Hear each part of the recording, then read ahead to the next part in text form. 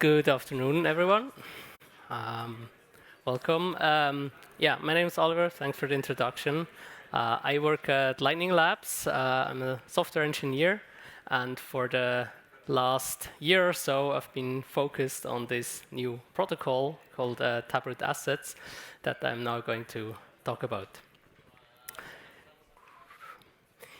So what is this protocol, the Taproot Asset Protocol? It's a new protocol that is based on Taproot. It required some changes to the Bitcoin blockchain that we now got with Taproot. We first announced the protocol last year when it was just a specification, and have been working on an actual implementation since then. It uses a tree-based construction, so it's basically trees of trees that all hook back into a Taproot output. So no additional changes are required other than the upgrade that we got like 2 years ago or 1.5 years ago. And the whole protocol was built with Lightning in mind. So it will be Lightning native. And because it compresses state of millions of asset mints or transactions into a single 32-byte output on chain, it's very efficient in the use of block space. So basically, it can commit a lot of data that's happening off chain into very small amount of bytes on chain. And yeah, it's built with light clients in mind, so it should be easy to integrate into mobile solutions that don't have the full blockchain available, that use light client technologies such as Neutrino to fetch the actual on-chain proof that's required. So why did we set out to build this? Our vision is that Lightning Network is here, it works better every day, people are using it, but we want to make it the network of value transfer, like Bitcoin as a whole with Lightning as a transport layer for Satoshis. And we want to basically integrate all financial transactions that are going on in the world onto this technology that is out there now. So yeah, we want to directly compete with credit cards as the de facto standard technology for moving money around the world, but in an efficient way that uses the Lightning Network that is here today. So we don't want to build a new network that everyone has to hook into. We want to use what we Bitcoiners already built and are running today. So yeah, because there is a lot of infrastructure and liquidity already available on Lightning. So let's just use that. But add more value. If you ask non-coiners or pre-coiners, why don't you use Bitcoin or Lightning, you often hear things like, yeah, it's too volatile, or nobody accepts Bitcoin. And we think that this protocol will help with both of these issues. Because on the end user side, it will allow them to just use the currency that they're already using day to day. So they don't have to get exposed to the risk of Bitcoin going up and down, which for us here in Switzerland or in the Western world might not be that big of a problem. We can just set aside some money and just wait out the dip. But people that need to rely on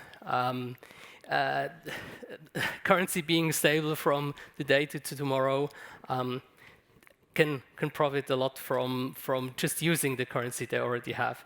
And on the merchant side, they basically can use this as a technology upgrade to replace the credit card network with something that is more efficient and hopefully cheaper in the fees they have to pay, but they can still accept the currency that they might be legally required for their accounting and everything.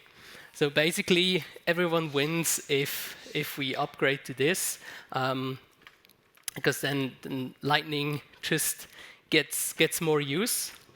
And we will be able to connect the islands that we might have of Bitcoin only, like Lightning only accepting merchants with people that use stablecoins today, because they can all integrate into the same network. And because we want to use the Lightning network that we have today, which only knows Satoshis and routes Satoshis around the world, we basically push the conversion of fiat to Bitcoin to the edges of the network. And that way, only those who want to use these stable coins actually have to upgrade their software, and the rest of the network just stays the way it is. Okay, how is this going to look like? Our vision is that this will decentralize this conversion of fiat to Bitcoin. So I'm going to go through this very simple example. So I have on the left side, I have a Taproot asset-enabled wallet that basically hooks into my bank account where I have US dollars. And I want to be able to use that app to pay something that is priced in euro, maybe here in Europe somewhere. The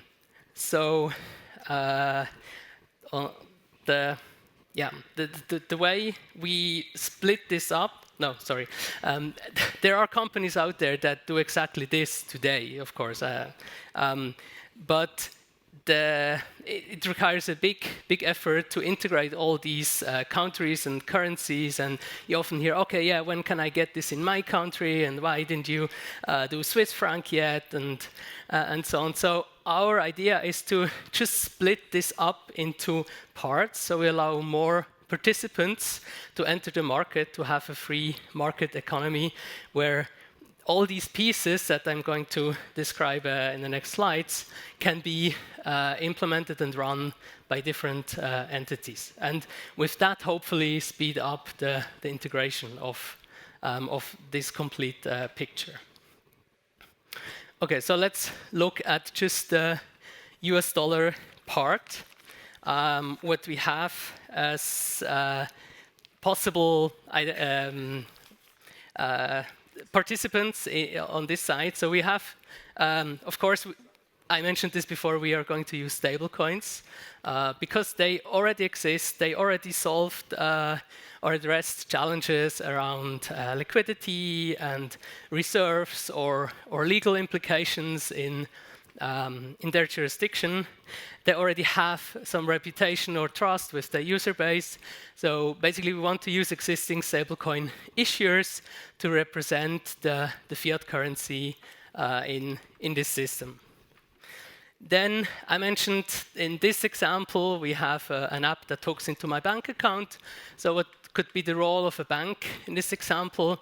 They could just take care of the conversion or just the interface from the banking system into the US dollar stablecoin. So they could offer that as a service. Then this US dollar dot we see here that represents a Lightning channel into the Lightning network that transports US dollar stablecoins. So to operate that, I will need a swap provider, so an entity that allows me to basically do an atomic swap from this US dollar stablecoin into Bitcoin or Satoshis that are available on the Lightning network. And then the fourth part is the app in the middle. That's basically just combining all these different services by running a Taproot asset-enabled wallet that then uses these different pieces to make this experience available. Of course, it can't just all be one single entity doing all these four parts, and in some jurisdictions that might actually be the case, but in other smaller jurisdictions it might make more sense that you use existing pieces. For example, yeah, I want to use a US dollar stablecoin, and maybe a bank already has some app that can integrate this, and then they might only need to do the swapping service in their jurisdiction, which might be easier to get a license for, depending on the legal environment. Okay, so in the middle, we have the Lightning Network. What do we need there to make this possible? Nothing. It's already there. It works. Might need more liquidity, but with demand will hopefully come the liquidity. But we already have a very well liquidated network, so basically no upgrade needed. We can just hook into what we already have.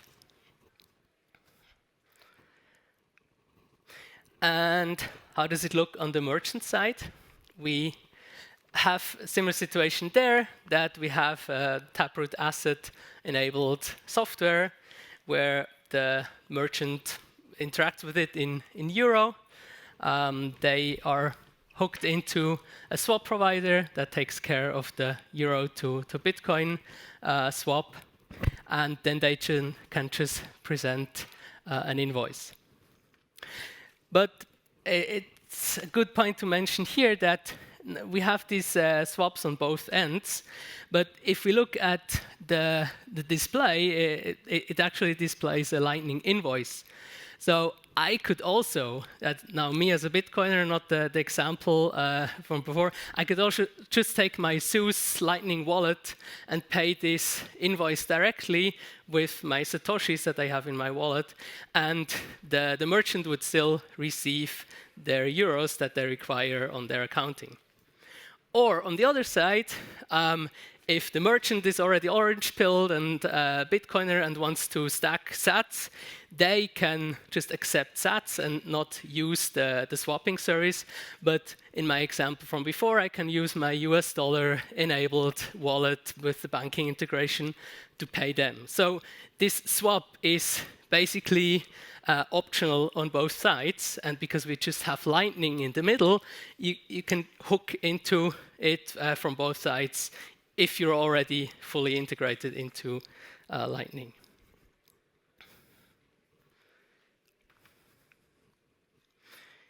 Okay, so how will this look like? How do we get these conversion rates from the merchant to my wallet, and how much will it cost me, and how does the flow look like? So we start the right side with the merchant. They declare their price in euro. That's where they're located. So they enter a euro amount into their Taproot asset-enabled wallet. The wallet will then ask their swap provider, which is the channel with the euro symbol, hey, I need to get the quote on the current exchange rate for €4.50. And the provider says, yeah, sure, 16,000 sats, just an example. This is valid for 2 minutes, so use it or leave it. And then, yeah, merchant wallet basically creates an invoice, puts 16,000 satoshis in the invoice, plus a reference to this quote that they got. Cool. I take my USD wallet, I scan this invoice. My wallet will recognize, oh, okay, it's a Lightning invoice over 16,000 satoshis. Okay, but I want to receive US dollar. So my wallet on my end will go to the swap provider. Hey, can you give me a quote for 16,000 satoshis? And they say, yeah, cool, sure, that's $5. And that's what the wallet shows me. Hey, do you want to pay $5? I say, yeah, it's okay, sounds good to me, pay.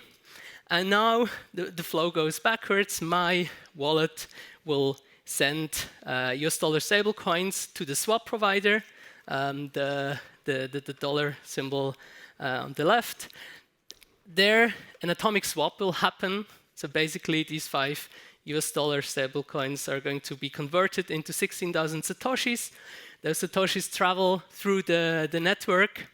until they reach the swap node on the other end, which then sees the quote that was originally requested by the merchant and knows what the conversion rate was because they gave out this quote. And so they know, okay, I have to convert this back to 4.5 euros. That will then be credited to the merchant in the euro stablecoin channel.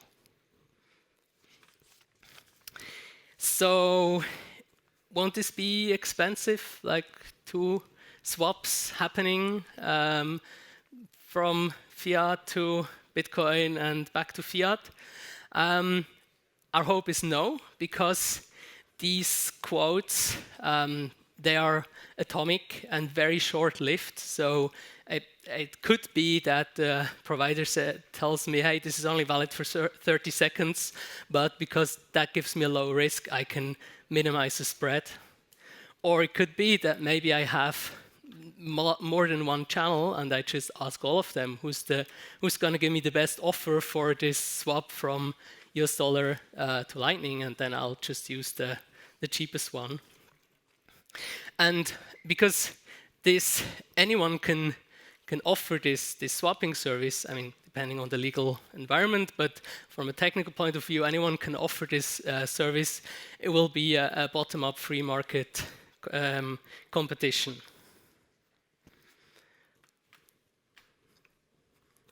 Okay, so use cases. Why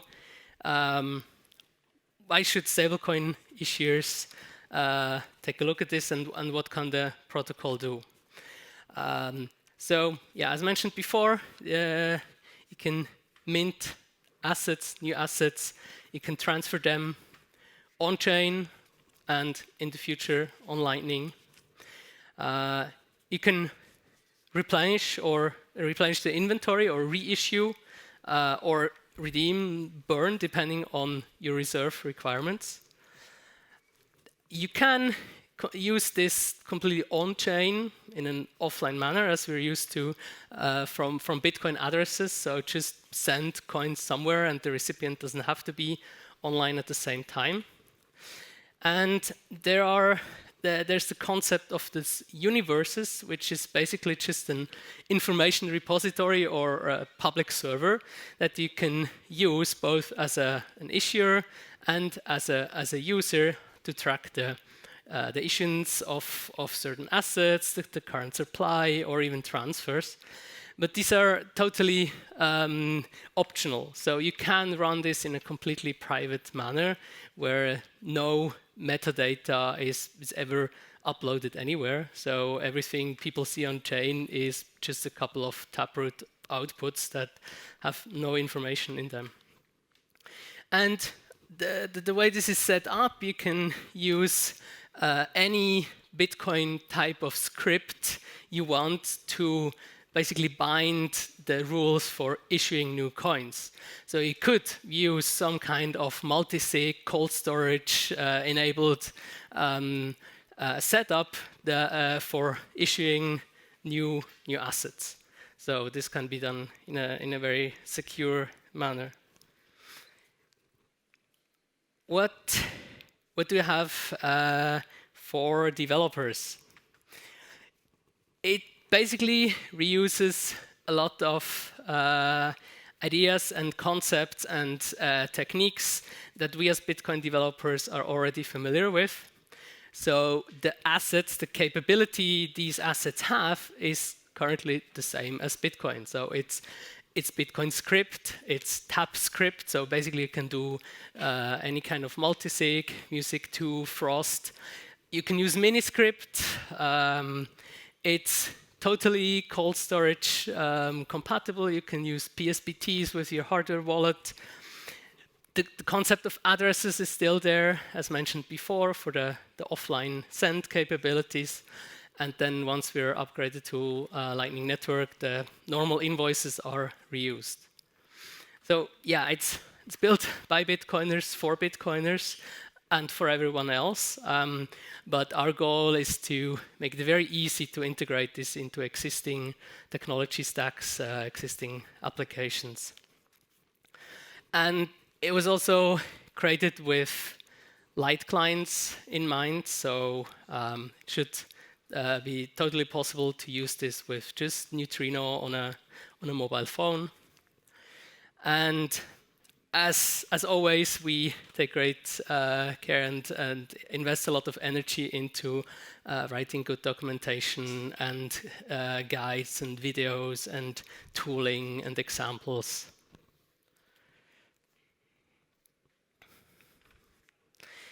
So if you are already a Lightning node operator, why should you care, or should you care, or what's in it for you? So basically, if this is rolled out and in production, there will be an increased demand for the routing liquidity you already have in the network. So you hopefully get more routing traffic, which means more fees. And you don't even have to change anything. You just run the software that you already run. You don't have to run any TAPD, Taproot Asset Daemon. But you still help to help us to sneak in this Bitcoin and Lightning stack into the current fiat financial network. So yeah. But if you are curious and you want to take part in the process that I showed before, if you want to become a swap provider or whatever piece you can offer a service on, then basically this daemon might already be installed on your setup, depending on what you use. Because we integrated it into our LitD, our Lightning Terminal daemon. That is a bundle of all our software products that we have on top of the Lightning Network daemon. And because the Lightning Terminal is already available on Umbrel and Start9 and Raspberry Blitz, MyNode, Nodl, you actually might already have it installed and can just start using it.